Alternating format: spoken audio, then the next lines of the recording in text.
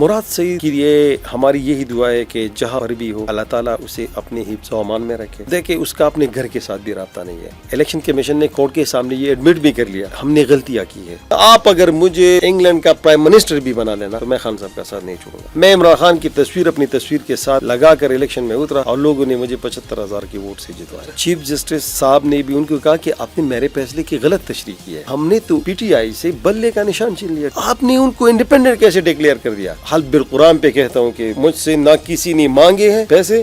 جی السلام علیکم. Pod cost میں خوش آمدید کہیں گے اور آج جو ہمارے ساتھ گیسٹ موجود ہے سوات سے ان کا تعلق ہے. رکن قومی اسمبلی ایڈوکیٹ سہیل سلطان صاحب NA4 سے الیکٹ ہو کر پارلیمنٹ تک پہنچے اور سوات کی آواز بن رہے اور یہ سوات کی تاریخ کا پہلا MNA ہے جو لوگوں کے لیے آواز اٹھا رہے اور آپریشنز پہ انہوں نے بات بھی کی ہے. جو آرمی آپریشنز ہوتے ہیں جو جتنے بھی آپریشن ہوتے ہیں دہشت گردوں کے خلاف. سہیل صاحب سب سے پہلے آپ کو خوش آمدید کہیں گے اسٹوڈیو میں. تھینک یو بڑی مہربانی. جب آپ کو لوگوں نے الیکٹ کیا اسمبلی تک آئے تو کیا کہیں گے اس حوالے سے؟ سب سے پہلے تو میں اپنی لیڈر قائد عمران خان کا شکریہ ادا کرتا ہوں. اس کے بعد اپنے بھائی جیسے دوست مراد سعید کا شکریہ ادا کرتا ہوں جنہوں نے مجھ پر اعتماد کیا اور خاص طور پر کبل تحصیل اور مٹا تحصیل کے لوگوں کا بھی شکریہ ادا کرتا ہوں جنہوں نے عمران خان کی وجہ سے مجھ پر اعتماد کیا. جب میں الیکشن کیمپین میں اترا تو میرے ساتھ نہ بلے کا نشان تھا نہ پارٹی کا نام تھا اور نہ لیڈرشپ موجود تھی. وہ ساری جیل میں تھی. میرے ساتھ اگر کوئی چیز تھی تو وہ صرف اور صرف عمران خان کی تصویر تھی. میں عمران خان کی تصویر اپنی تصویر کے ساتھ لگا کر الیکشن میں اترا اور لوگوں نے مجھے 75,000 کے ووٹ سے جتوایا. 75,000 کے ووٹ سے؟ جی لیڈ سے. ٹھیک ہے. مجھے یہ بتائیے گا کہ سہیل سلطان کون ہے؟ تعلق کہاں سے ہے اور 3 دفعہ آپ CSS بھی کوالیفائی کر چکے ہیں. جی میں بیسیکلی پریکٹسنگ لائر ہوں. Peshawar high court Mingora bench میں میں پریکٹس کرتا ہوں اور پارٹی کے ساتھ کھڑا ہوں 2008 سے. ٹھیک ہے. 2009 میں نے CSS کیا پاس کیا انٹرویو بھی کوالیفائی کی. پھر 2011 میں دوبارہ کوالیفائی کی. پھر اس طرح ایک طریقہ ہوتا ہے کہ اس میں ایلوکیشن ہوتی ہے. وہ ایلوکیشن میری نہیں ہوئی. تو پھر 2012 میں جب خان صاحب سوات تشریف لائے تو اس جلسے میں اسٹیٹ سیکرٹری تھا. اس کے بعد پالیٹکس جو ہے وہ تو میری فیلڈ ایسی نہیں تھی ایز سچ مگر وکالہ کے ساتھ وہ کرنی پڑتی ہے. تو پھر تحریک انصاف کے ساتھ جڑا. 2013 میں ٹکٹ کے لیے اپلائی کی مگر ٹکٹ نہیں ملا. پارٹی کے ساتھ کھڑا رہا. پارٹی کے لیے بھرپور کیمپین کی. 2018 کے جنرل الیکشن میں دوبارہ پارٹی کے لیے درخواست دی ٹکٹ کے لیے. دوبارہ ٹکٹ نہیں ملا. 2018 میں پارٹی کے ساتھ دوبارہ کھڑا رہا. بھرپور کیمپین کی. پھر 2024 میں اس سے پہلے جو 9 مئی کا واقعہ ہوا اس کے بعد پارٹی کے ساتھ میں پہلا وکیل تھا جو میڈیا پہ بھی آیا اور 9 مئی کے جتنے بھی وہ ایونٹس تھے ان کو میں نے کہا کہ یہ سارے پلانٹڈ ہے. اس سے کوئی نقصان نہیں ہوا ہے اور سارے کے کیسز میں کر رہا تھا. میں ڈیپینڈ کرتا میڈیا پر بھی اور کورٹ میں بھی.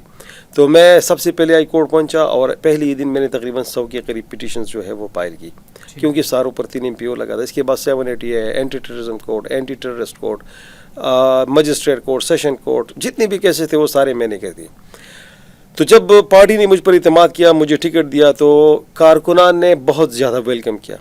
اس لیے کہ وہ یہ سمجھ رہے تھے سارے کارکنان وہ اس لیے خوش تھے کہ کارکن کو ٹکٹ ملا ہے اور یہ ان کا حق ہے.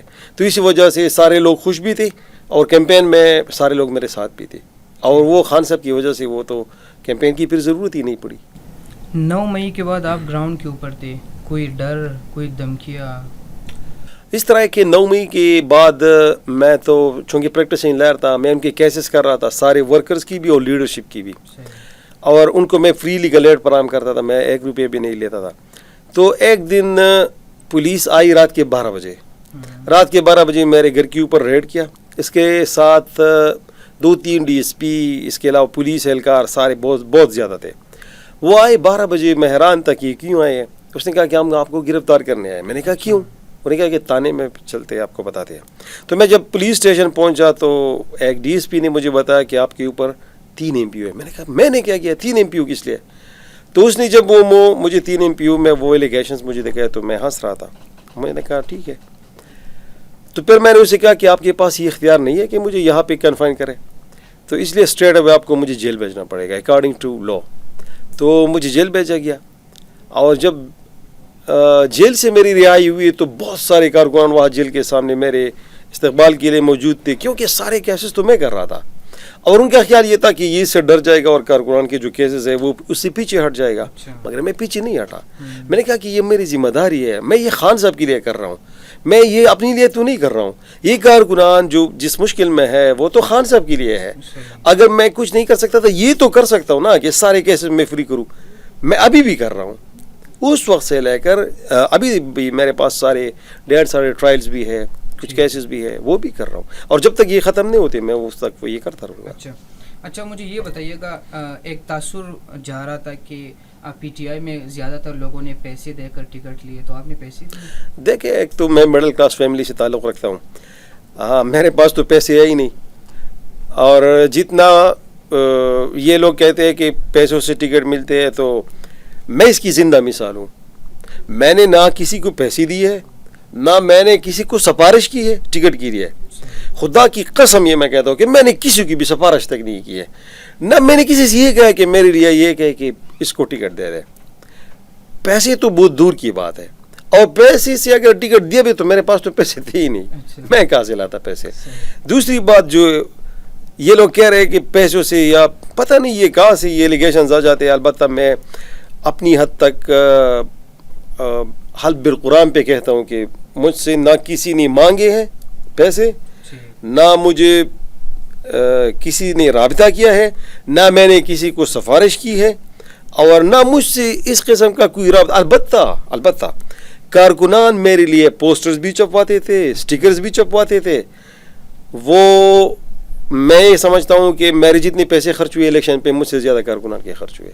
ٹھیک ہے، مجھے ایک بندے نے کہا تھا کہ یہ سوال لازمی کرنا، آپ کی ملاقات ہوتی ہے سہیل صاحب سے، تو انہوں نے کہا کہ آپ نے 2013 میں اپلائی کیوں نہیں کیا کہ ایک تعلیم یافتہ بندہ جائے پارلیمنٹ میں، جائے وہاں پر سواد کی آواز بنے، اتنے لیٹ آپ چلے گئے؟ نہیں 2013 میں نے ٹکٹ کے لیے اپلائی کی تھی۔ اچھا، میں نے ٹکٹ کے لیے اپلائی کی تھی، جو ہمارا صوبائی حلقہ تھا اس کے لیے بھی کی تھی، قومی کے لیے بھی کی تھی، مگر میں نے آپ کو پہلے ہی بتا دیا کہ مجھے ٹکٹ نہیں ملا 2013 میں۔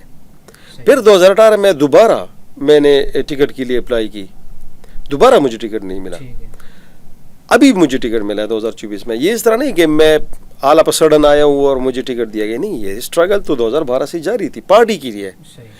جب الیکشن آتی تھی تو میں ٹکٹ کے لیے اپلائی کرتا تھا جس طرح دوسری کرتے تھے، مجھے ٹکٹ نہیں ملا، میں پارٹی کے ساتھ کھڑا رہا اور کیمپین کرتا رہا۔ ٹھیک ہے، اچھا ناظرین، آپ کے ساتھ ایک اور ادھر یہاں پر چیز ڈسکس کروں گا۔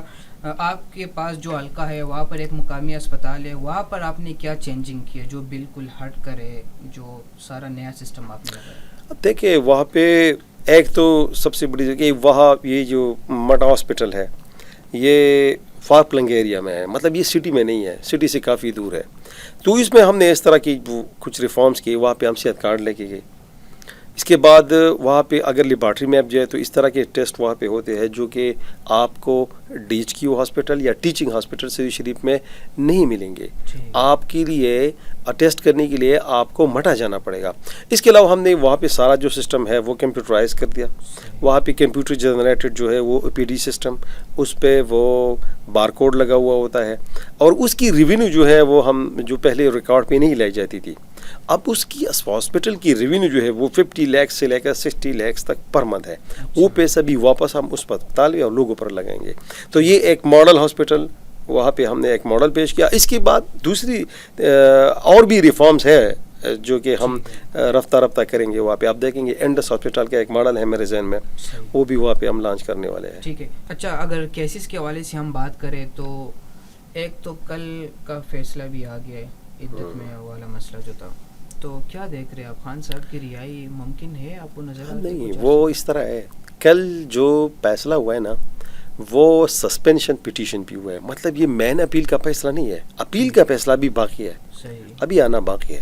یہ ایک سسپینشن اپلیکیشن ہوتی ہے جو روٹین میٹر ہوتا ہے ہمارا، اس کے اپیل کے ساتھ ہم یہ فائل کرتے ہیں، تو وہ ہماری جو ہے وہ الاؤ نہیں ہوئی۔ اس کے بعد مین اپیل پہ ابھی آرگومنٹس ہوں گے اور پارٹی لیڈرشپ فیصلہ کرے گی کہ اس کے خلاف وہ ہائی کورٹ جاتے ہیں یا نہیں۔ البتہ یہ سسپینشن ہے، مطلب یہ سزا کی معطلی کے لیے ہے، مین اپیل کے لیے نہیں ہے۔ مین اپیل ابھی پینڈنگ ہے، اس میں 10-15 دن میں فیصلہ آ جائے گا، اور کیس میں کچھ ہے بھی نہیں۔